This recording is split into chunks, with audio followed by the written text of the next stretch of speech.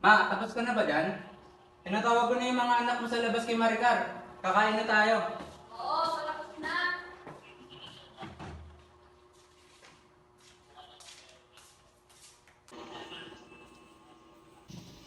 Te, tawag ka na ni Papa, kakain na daw tayo. Oo, susunod din ako. Nakita mo ba si Pio? Ayun o, si Pio. Pio! Uwi! Kakain na daw, sabi ni Papa. Oo, akit na ako.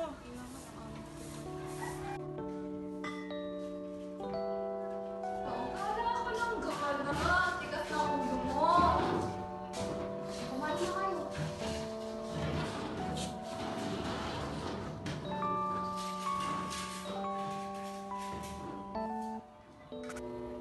Oh, Maricar, kamusta yung pag-aaral mo? Okay lang naman po, Nay. Nakakasunan niya nga ito. Nakakapagpatuloy po agad na kayo. Mabuti yan. Para naman sa kinabukasan mo. Ikaw na rin ang bahala kung sa mga kapatid mo pagdating ng araw. O Piolo, yung sabihin mo pag-aaral mo. Opo pa, makakaasap ko kayo. Saka pa, Maripe. Ikaw pa naman naasahan ng mga kapatid mo, lalo na yung nanay mo. Opo, tay, naiintindihan ko. Tsaka huwag niyo na pala ako bigyan ng allowance. Meron pa ako dito. Mabuti naman. Kung ganun, para makapagpipid tayo. Oh, Maricar, pagkatapos siya sa eskwelahan, umuwi ka na agad ha. Bantayan mo si Bunso. Huwag na pumala ah. Papasok pa kami sa trabaho ng nanay mo. Ako, next time. Ay, yung ano nga po pala na, yung baon ko po. Andun sa taas ng cabinet na. Hali na lang bigay ni Pio dyan. Magkasya yun na lang. Yung, may natira pa namang ulam dito, paunin niyo na lang.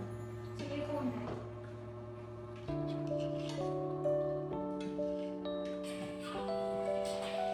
Ay nakalat ko. Maricar, Marife, o na lang ako. Mag-ayos na. O, Piolo, ikaw ang bugas dito ah. Oo. Baka naman kumala ka na naman. Matulog ka, puro ka laro. Lagi na ako. Ingat po, tay.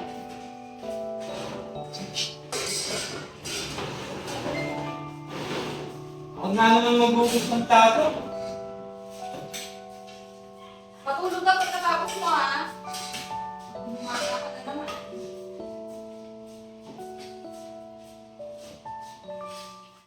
Bata pa lang ako namulat ng sabi. Kumbaga nakikita ko na yung mga ganong bagay.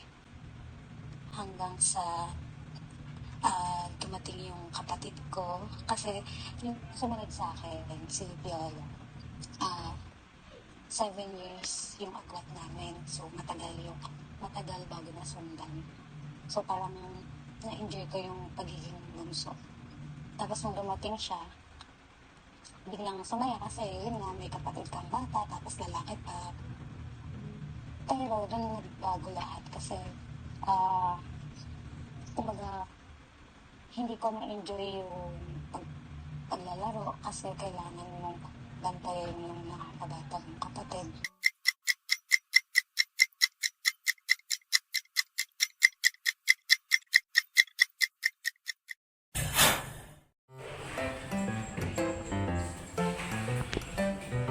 Nak, hindi ka ba tapos dyan? Maliit ka na sa klase mo. Patapos na po, ma.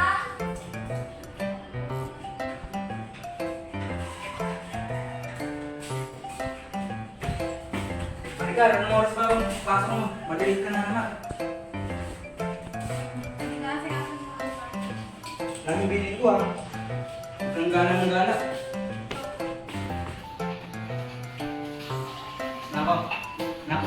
Oo. Mika, yung baon mo, may iwan mo na naman ha. Ito nga.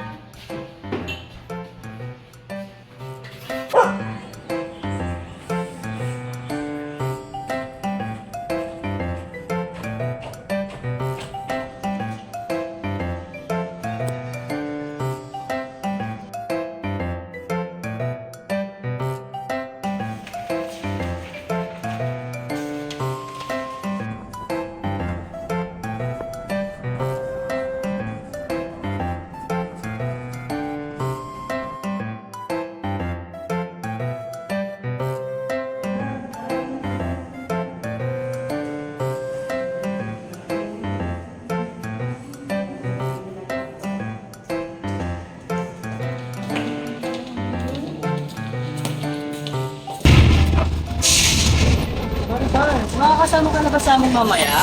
Baka kami nagdala ang buong section natin. Hindi ako magiging masaya ka roon. Ha? Ano kayo? Bakit nagkala yung buong section? Wala lang, syempre hindi naman tayo puro aral lang. Syempre dapat mag-enjoy din tayo, no ka ba?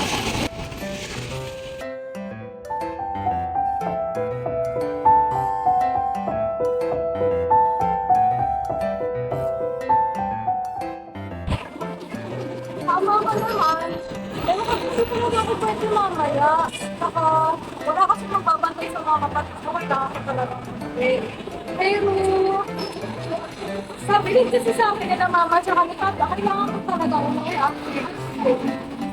Ah, ganun ba? Lagi ka na lang hindi nakakasama sa amin, Manika.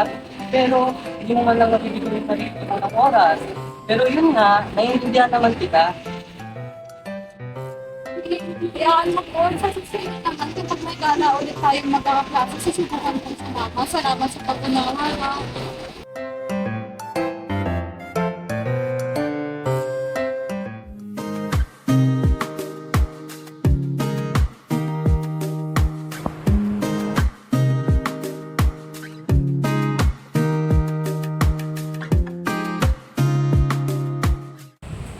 Magandang araw sa inyong klase. Sa araw na ito ay hindi muna tayo magkakaroon ng talakayan dahil ngayon ko ibibigay ang mga nagkamit ng award para sa araw na ito.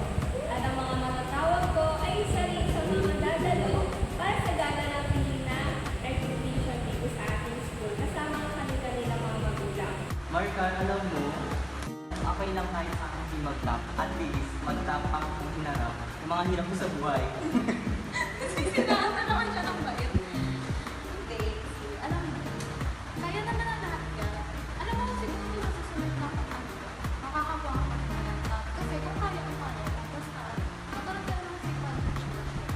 Wow, what a sense, guys. Siyempre, Pero syempre, agree ako dun sa mga sinabi mo. Ito naman, masyadong seryoso, di mabiro, ate. Dumako naman tayo sa mga batang nagkamit ng may pinakamataas na kalakalan. Unahin muna natin ang ikatlong pwesto. Tinatawag ko si Marcar Melo. Uy, so gati! Ikaw naman, nagdadagdag ka na doon. Galing-galing mo. Muli, pinabati ko ang mga tao ngayong araw at sana ipagkakaya yung basa sa pasusunod na araw.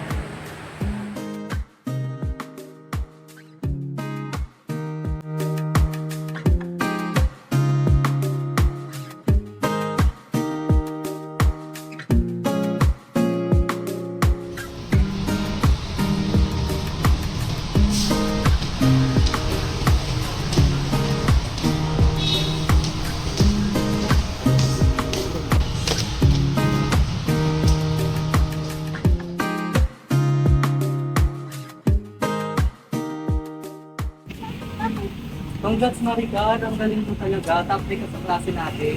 Sana mawa mo rin ang makatalingmuhan mo. thank you. Alam mo ba, hindi ko nga inaasahan na makakakuha ko ng ganong karangalan eh. Kasi ang dami-dami magagaling sa ano natin, paaralan natin. Pero katulad nga ng sinabi ko sa iyo kanina, makakamit mo din naman yung nakamit ko. Kasi, ano mo na yun, basta may sipag at syaga ka lang, magagawa mo yung kahit gabi ng iba. Sino nga para magiging kasama mo sa gaganapin natin ng recognition? Gusto ko si Papa. Si Papa talaga yung gusto ko kasi alam mo yun, lagi ko silang nakikitang nag-aaway. Gusto ko na ma-proud siya sa akin. Alam mo mga pag-aaway nila about sa pera. Gusto ko na makita nila tsaka maramdaman nila na merong bunga yung paghihirap nila. Ah, ganun ba? Hayaan mo na. Magiging proud din sila sa'yo. Lalo na yung papa mo. Sana nga maramdaman ko yun eh. Kasi alam mo naman, laging nag-aaway sila mama at papa. Nakakapagod na makita yung gano'n.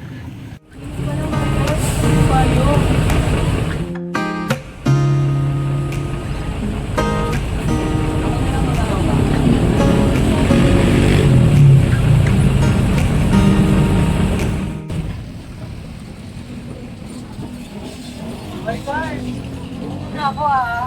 Ingat ka sa pag-uwi ah. Magiging proud din sa'yo yung papa mo. Maniwala ka na. Salamat! Bye-bye, ingat! Tatawid na ako, bye-bye! Bye!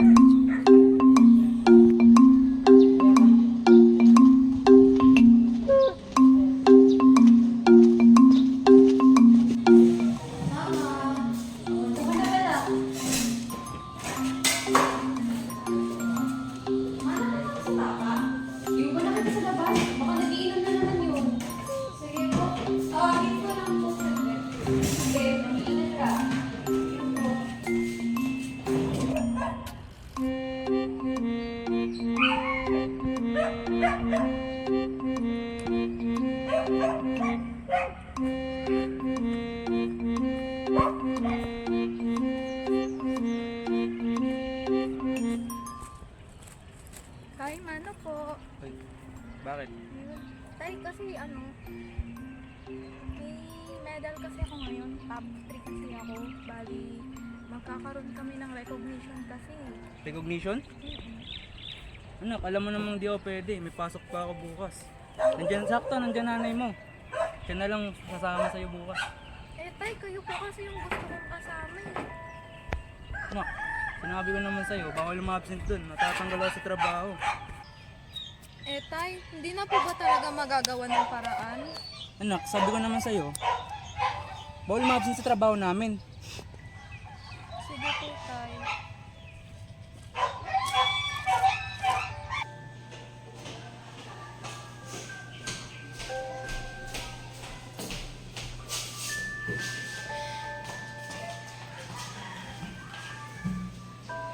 Bakit ganun? Alam kong naghihirap sila. Pero pilit ko naman ginagalingan para masuklian lahat ng paghihirap nila eh. Bakit lahat ng ginagawa ko hindi nila nakikita? Hindi na nga nabibigyan ng oras yung sarili ko eh. Kasi ang dami nilang utos. Naging responsibilidad ko na bilang anak nila.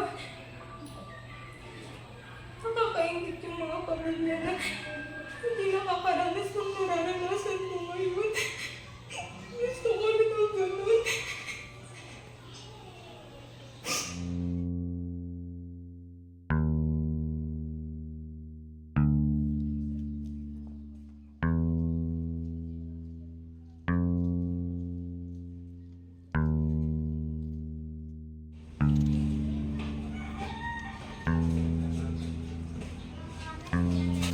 Makalat dito. Hindi naman naman mag-isip.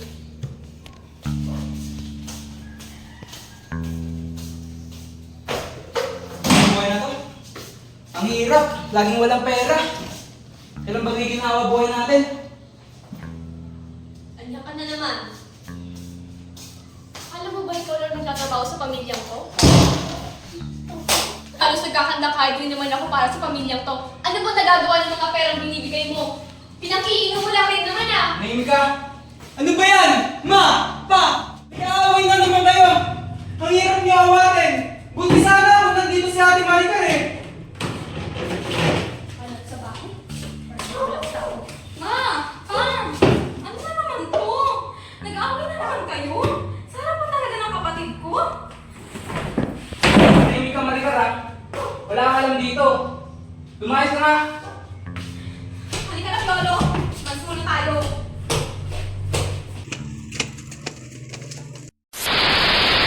Itong pagtungtong ko naman ng kolehiyo, hindi ko inaasahan yung pagpasa ko ng entrance exam sa PLB dahil sa hindi ko naman binibigyan ng aking sarili ng lubos na hindi ko pa wala pa akong tiwala sa aking sarili nung mga time na yon na hindi ko magagawa iyon na makapasa sa PLB. Pero sa awa ng Diyos, nakapasa ako.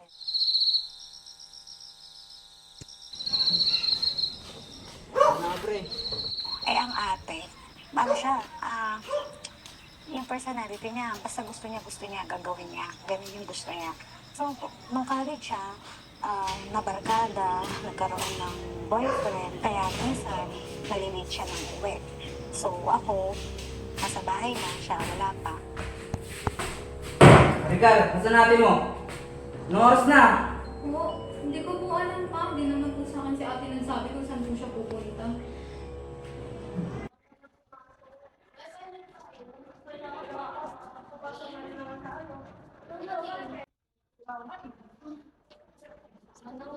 Sana wala kang sayang yan.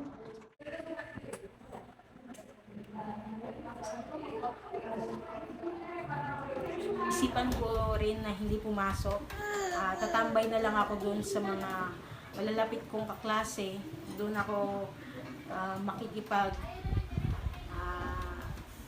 jamming sa kanila. Mga hindi mo alam.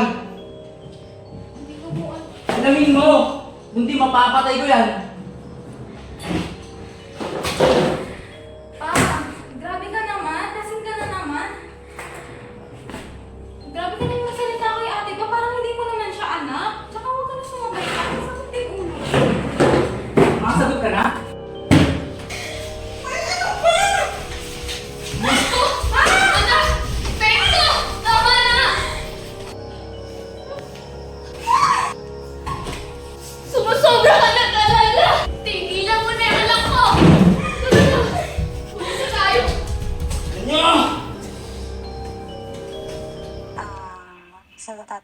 ko, lasing siya noon. Ang mama ko nasa trabaho. Nag-away kami ng papa kasi hinahanap niya sa akin si ate. Ako, syempre ako, masakit ang ulo ko noon. May sakit ako. Nasigawan ko, sabi ko, hindi ko alam. Bakit mo sa akin tinatanong? So, nainis siya doon. Kaya, yun, sinaktan niya ako. Ang lumala lang din yun dahil nagbibitaw siya ng mga salita na sasabihin niya, pagdating ng ate mo, tignan mo, bibitayin ko yan. Papatayin ko yung ate mo, ganyan. Ganun yung mga word na sinasabi niya sa akin. So, ako, syempre, kapatid ko yan, bakit mo papatayin? Bakit mo sasaktan? Bakit mo sasaktan? Rosa! Ano yan sa inyo dalawa? At maaari po ba namin kayong makilala po? Ako si Rose Ann Gabiola, 32 years old. Sino ba kasing negosyo niyan? Si tatay kasi, nagagalit na naman kay ate, tapos sa akin na naman binubultong yung galit niya. Simple lang naman yung buhay namin. Dati ako nakatira sa Antipolo, sa Teresa Rizal. Doon ako lumaki. Naman ang lasing. Hindi na ba kasi ang ate mo? At alam na galit sa kanya yung papa mo. Hindi pa nadala. Pera na naman yung dahilan na yan. Kapag ko lang, mag-sunset, dito na lang. Ipakasay natin yun. Marisa? Marisa?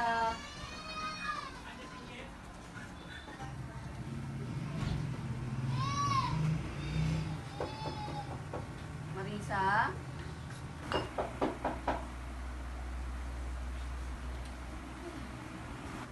Sino yan?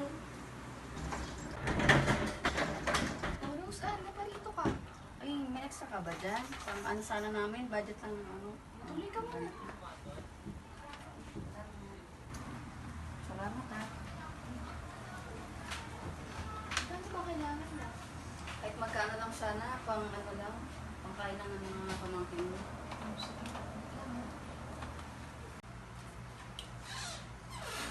Sakto, may extra dito.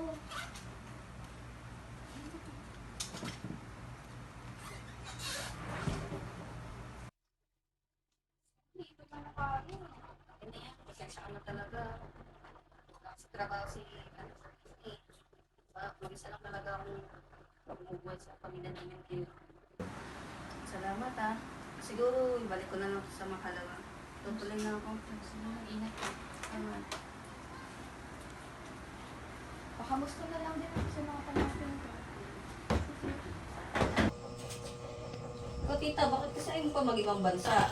Trabaho ng papa ko.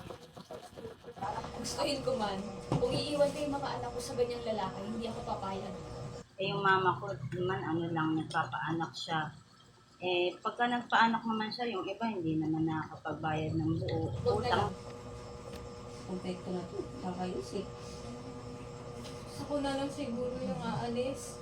Naiwan na lang dito si mama. Para din maging maganda yung buhay namin.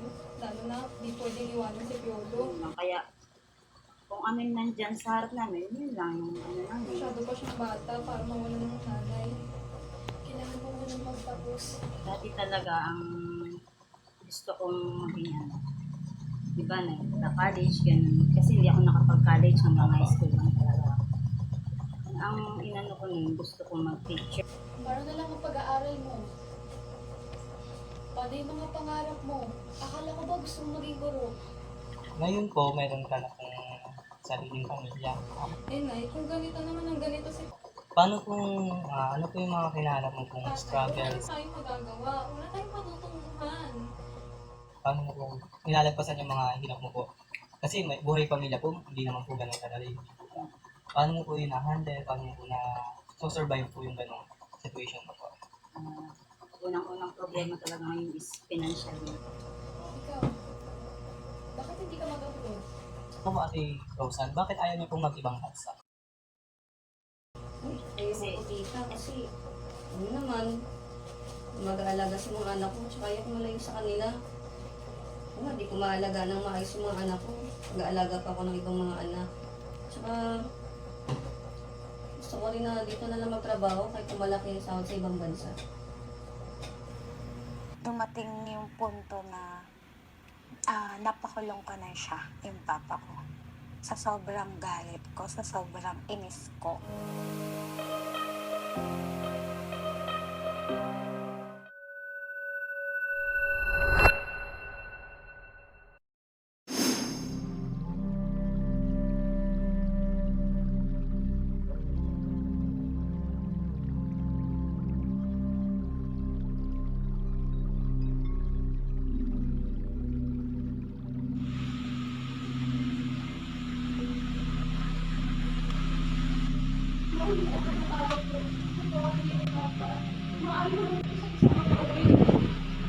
Sigurado po ba kayo? Sigurado na kayo sa kakahanan niyo, lalo na sa magkara.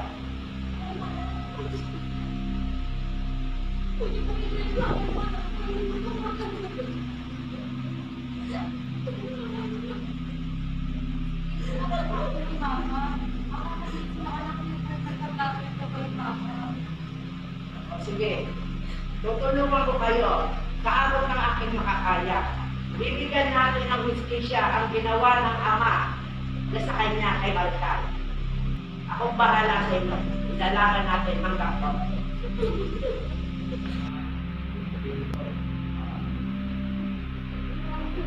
Maraming salamat po.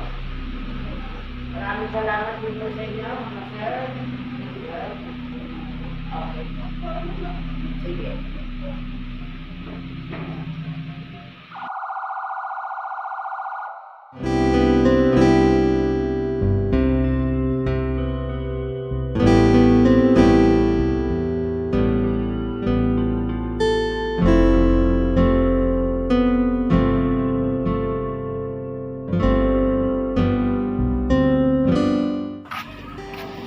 Lucy Barita! Maaga ang mga pangasawa! Hindi ka makaranas sa magandang buhay! Sabi ka naman magsalita pa. Pinapangako ko. Makakapagtapos ako. Makakaahon yung pamilya natin. Tutulungan ko yung mga kapatid ko. Talaga na.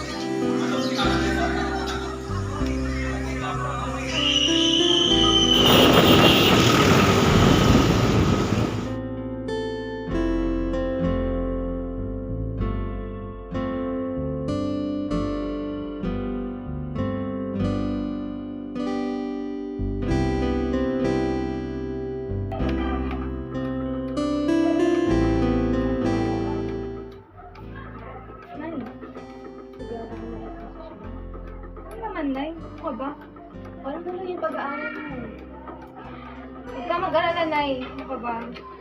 Huwag pangarap ko pa naman naging teacher. Nay, hindi naman ako mahihirapan doon. Kung ano naman yung trabaho ko dito, magiging trabaho ko rin doon. Diba? Saka, Nay, kayo yung magiging inspirasyon ko ng mga kapatid ko.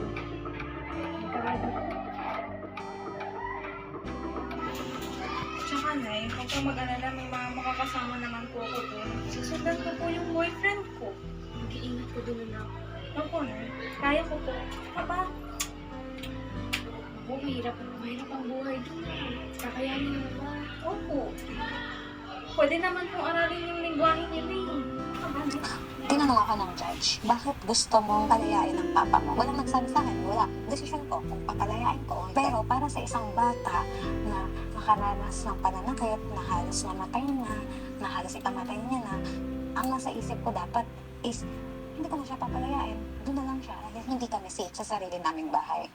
Pero nagulat yung mga judge, nagulat yung mga CSWD.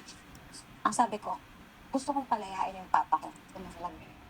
Na lumaya siya, nakapagtrabaho siya, balik pa rin sa dati. Kumbaga, nangyayari pa rin yung mga ganun.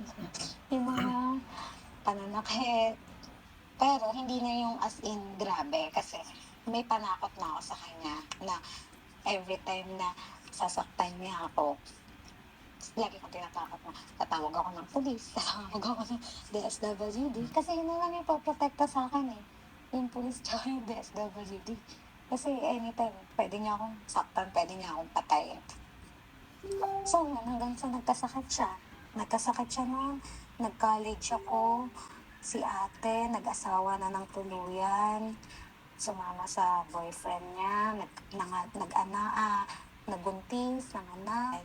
Nung nalaman niya na magtataiwan ako, pinagkalat niya na sa mga kapitbahay namin. Wala pa, hindi pa ako nakakaalis. Pinagkalat niya na sa kapitbahay. Ngayon, pag nalabas ako ng bahay, sasabihin ng mga kapitbahay, o Kat, kailan niya alis mo? Ganito, ganyan. So, ako nagugulat ako. Sabi ko, paano nila nalaman? Yung pala, yung papa ko, pinagkakalat na.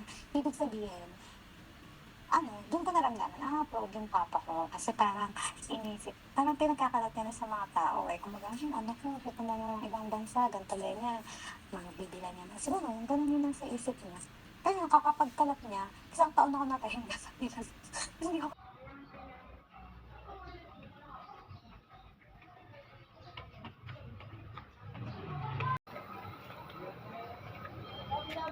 Oh, ikaw na naman. Late ka na naman ha.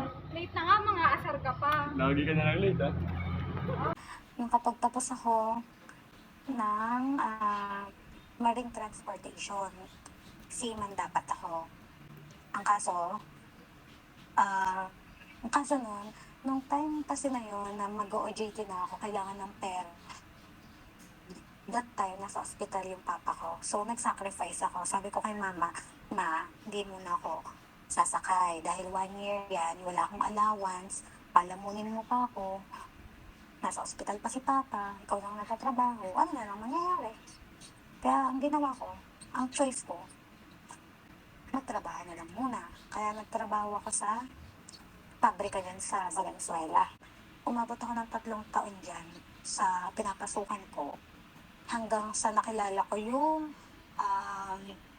boyfriend ko ngayon.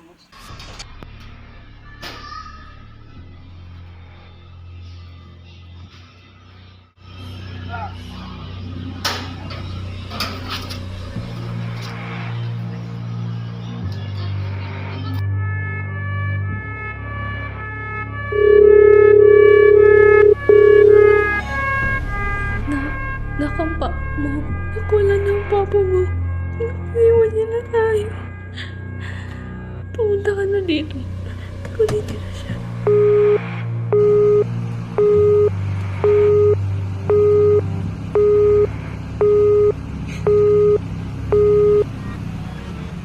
Kaya, yun, nagulat na lang ako. Tawag yung mama ko, sabi sa akin ng mama ko, Kat, pumunta ka na dito ngayon. Pumunta ka na ng ospital ngayon. Kunin mo na yung labi ng papa mo. Yung bangkay ng papa mo. Umano na agad sa akin si mama. Doon na ako umiyak na umiyak. Kaya yun, namatay siya nang hindi ko man lang siya nakausap. Ha? Ha? Pa!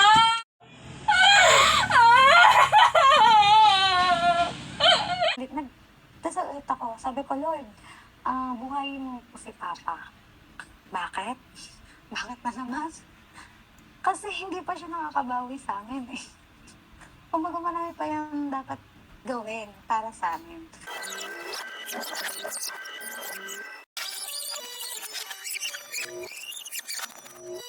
Ito na yun, nag-isip siya na mag-abroad kasi may nakaaway siya. May nakaaway siya sa company namin. Tapos yun, nag-try lang siya 1 beses, nag-apply. Pagka-apply, natanggap. Umalis. So ako, bala ko pa sana nung sumakay ng barko. Kaso, mas pinili ko na lang din sundan siya. Kasi, di ba sayo, pag mahal mo sundan siya. Bakit?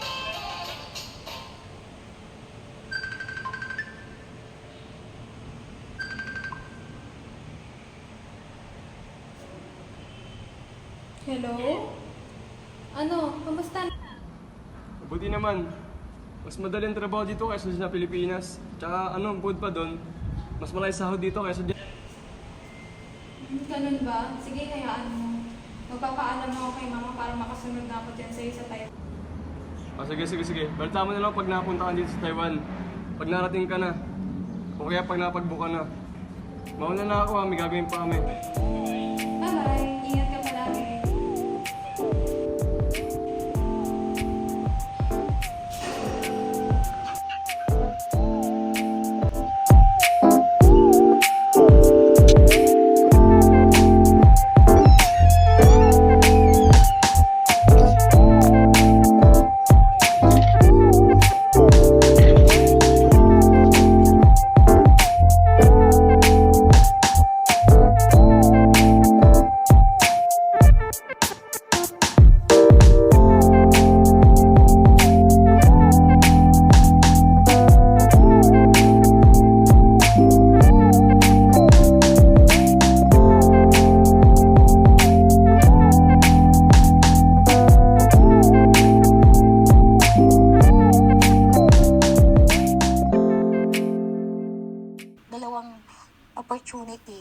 binagsak ni Lord sa harapan ko. Pero bago niya ibagsak yun, grabing luha, gabi-gabi, luha, yung inabot sa akin. Kasi, lagi ako 3 years na ako, wala pa ako naiipon. Yung mga kapatid ko, magka-college, kailangan ng suporta. Paano ako? Magkano lang naman ang kinikita sa Pinas? Isang, minimum wage lang. Kaya sabi ko, kailangan kong umalis ng bansa para makatulong. So, yun. Dumating yung dalawang opportunity na yun. Ginrab ko na lang din yung Taiwan. Kasi sa Taiwan, sure mo na yung basic salary mo eh.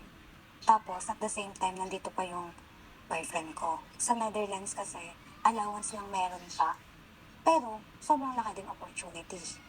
Pero, hindi mo naman kasama yung boyfriend mo. So, doon na lang ako. Dito yung pinili ko, yung Taiwan. Kaya, nandito ako ngayon.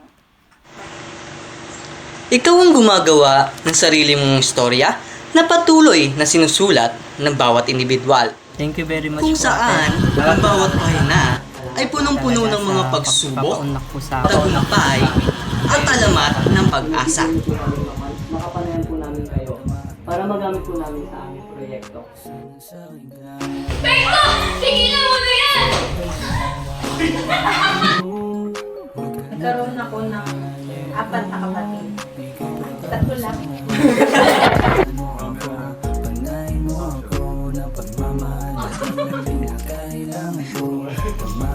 Ano mo ba ikaw lang nagtatrabaho sa pamilya ko?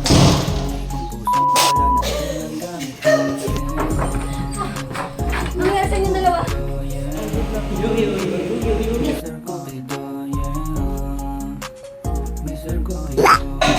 Buti sana kung nandito si Ate Marby! Malinaw pala dito.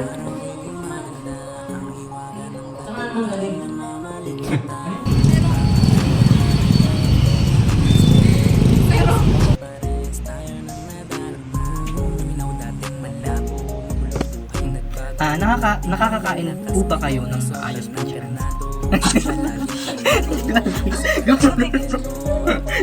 Hindi ko gusto magtatanong.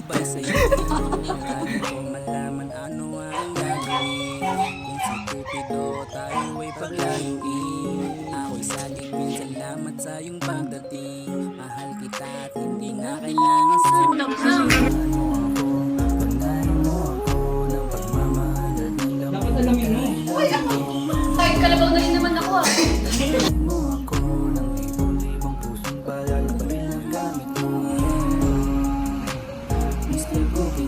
Pagod na ako. Tingnan mo